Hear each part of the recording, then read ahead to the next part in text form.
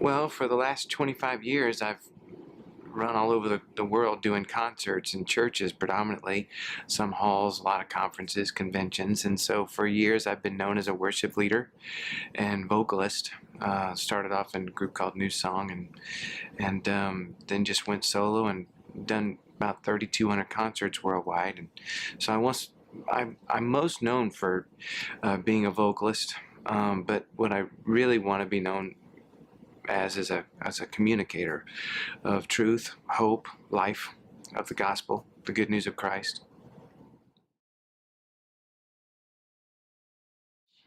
I'm trying to reach anybody and everybody who listened to the fact that there is a hope and his name is Jesus. That's it. Why do you think that's especially important now? Because there's so much hopelessness around us.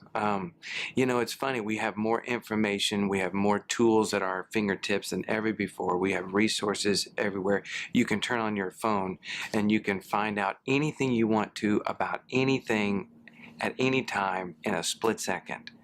And yet people are lonelier now than they've ever been, and they are more hopeless now than they've ever been. Why is that? You can't really separate your lifestyle from your faith. If you're one who lives your faith, or you proclaim faith in Christ or whatever other religion you may have, you can't really separate that from your lifestyle, in my opinion. You can't just say you believe one thing and then not act on it throughout the week, except maybe Sunday or something. And so when it comes to where people stand with their faith and then looking at something as important as an election, the future of our nation, I think your faith has to determine how you vote. And as a person of faith myself, as a Christian, the choice is simple. And it's not necessarily because of the actual candidates. Both of these candidates have their faults.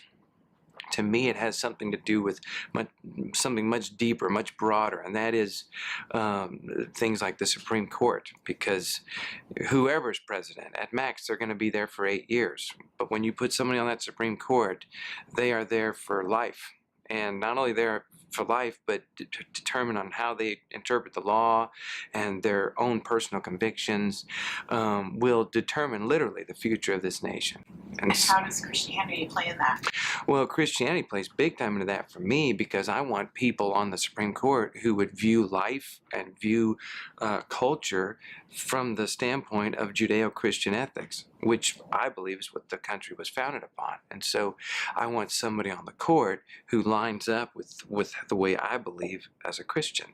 Now, we're not going to agree on everything, but with the big topics, things like abortion and same-sex marriage, things like that, I would obviously vote for the candidate for president who's going to place Supreme Court judges on the court who would stand in line with how I believe as a Christian. And to me, the choice is simple.